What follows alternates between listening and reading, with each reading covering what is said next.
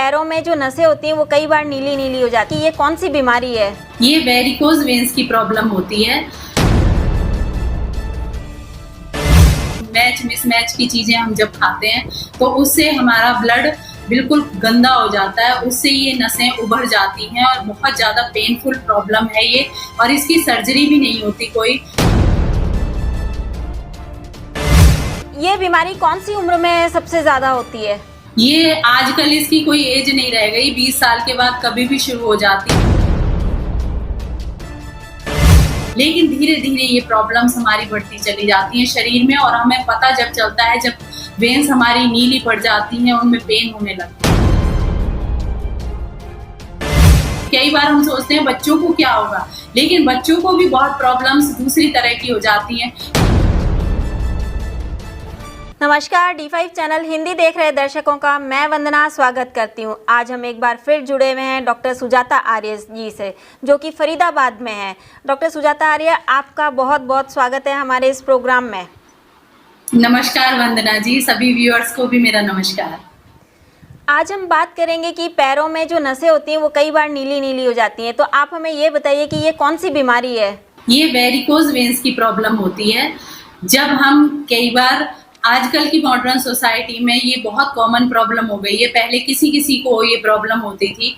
जब खून खराब हो जाता है, हमारे बॉडी में एसिड बढ़ जाता है, तो उससे खून की नलियां बिल्कुल खराब हो जाती हैं। उसमें मिसमैच की चीजें हम जब खाते हैं तो उससे हमारा ब्लड बिल्कुल गंदा हो जाता है, उससे ये नसें उभर जाती हैं और बहुत ज्यादा पेनफुल प्रॉब्लम है ये, और इसकी सर्जरी भी नहीं होती कोई। तो इसके लिए हमें खान पान को सीखना बहुत जरूरी है। ये बीमारी कौन सी उम्र में सबसे ज्यादा होती है?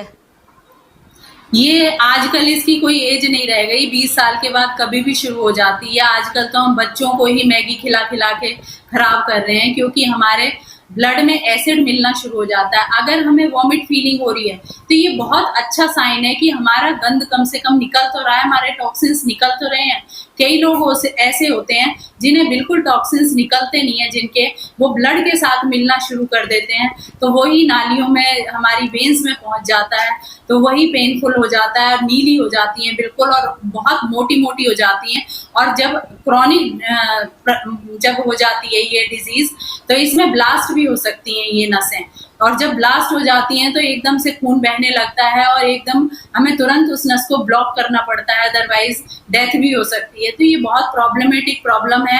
आजकल लेडीज में ये मैक्सिमम है, क्योंकि लेडीज ज्यादा किचन में रहती हैं, वो टेस्ट करती रहती हैं, तो उनसे ये लेडीज में ज्यादा प्रॉब्लम हो रही है। इसके जो पेशेंट होते हैं उन्हें क्या खास तौर पर सावधानियां रखनी चाहिए? देखिए, मैंने जो फूड कॉम्बिनेशन में आपको सिखाया है, सबसे पहले तो हमें फूड कॉम्बिनेशन को समझना चाहिए।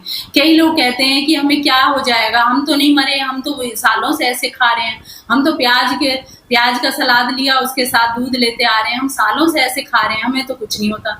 तो इंसान मरता नहीं है एकदम, लेकिन ये स्लो डेथ है। पैरों में जब आपका नसें ब्लॉक हो जाएंगी और लास्ट में तो इसमें क्लॉटिंग हो जाती है। लास्ट जब क्लॉट्स हो जाती हैं वेन्स में, तो वो ब्लड सर्कुलेशन प्रॉपर नहीं होने देती और बहुत पेन होने लगता है। पेन का मतलब है वहां से क्लॉट, खून का दौरा बढ़ना चाहता है, वहां से टॉक्सिन्स को निकालना चाहता है, लेकिन हम उस पेन को रोक देते हैं पेन किलर खा करके।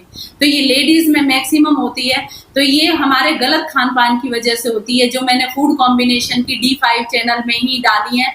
तो ये फूड कॉम्बिनेशन समझना बहुत जरूरी है हर किसी के लिए, बच्चे के लिए भी। कई बार हम सोचते हैं बच्चों को क्या होगा, लेकिन बच्चों को भी बहुत प्रॉब्लम्स दूसरी तरह की हो जाती हैं, क्योंकि जब हम बेमेल की चीज खाएंगे, देखिए स्लो पॉइजन का काम करता है। अगर हमने दूध और प्याज एक साथ लिया, पनीर के साथ नमक लिया, तो ये स्लो पॉइजन का काम करता है। ये धीरे धीरे हमें स्लो डेथ की तरफ ले जाता है। तो एकदम से कोई नहीं मरता, लेकिन धीरे धीरे ये प्रॉब्लम्स हमारी बढ़ती चली जाती हैं शरीर में, और हमें पता जब चलता है जब वेन्स हमारी नीली पड़ जाती हैं, उनमें पेन होने लगता है। क्या नेचुरोपैथी में इसका इलाज है? जी बिल्कुल, नेचुरोपैथी और योग से बिल्कुल ठीक हो जाएगा। ये योग में आपको कपालभाति करनी है आधे घंटे तक, जिससे कि हमारा blood time to time clear होता रहे। देखिए आजकल वातावरण में इतना ज्यादा टॉक्सिन्स है, अब तो थोड़ा सा कोरोना की वजह से हवा शुद्ध हुई है, अदरवाइज हवा इतनी पॉल्यूटेड थी, तो इससे भी हमें ये प्रॉब्लम्स होती हैं। तो धीरे धीरे हमारा खून खराब होना शुरू हो जाता है। हम पित्त वाली चीजें, एसिडिक चीजें ज्यादा खाते हैं, जैसे कि हमने दाल चावल खाया, सिंपल फूड है, सभी लोग खाते हैं, लेकिन अगर हमने इसके साथ एल्कलाइन फूड नहीं लिया, खीरा, टमाटर, जूसेस प्रॉपर नहीं लिए, तो ये एल्कलाइन फूड नहीं रहेगा, ये एसिडिक फूड हो जाएगा। ये हमारे खून को धीरे धीरे एसिड बढ़ना शुरू हो जाता है। जब हमारे ब्लड में एसिड की अधिकता होगी तो ही वेरिकोज वेन्स की प्रॉब्लम होती है। पुराने टाइम में हम लोग एल्कलाइन फूड ज्यादा खाते थे, रिलैक्स रहते थे, तो ये प्रॉब्लम किसी को नहीं होती थी। फिर उसके बाद नेचुरोपैथी में आप एल्कलाइन फूड वाली एक फ्रूट कचरी जो होती है वो बहुत बढ़िया होती है इसके लिए। एक आयुर्वेद में खदरा रिष्ट की दवाई होती है, दिव्य खदरा रिष्ट पतंजलि की है, तो उसे भी आप ले सकते हो 2-2 चम्मच, वो भी ब्लड प्यूरिफिकेशन का काम करती है। एक कायाकल्प वटी आती है इसमें आयुर्वेद में, वो भी हमारे ब्लड को प्यूरिफाई करती है।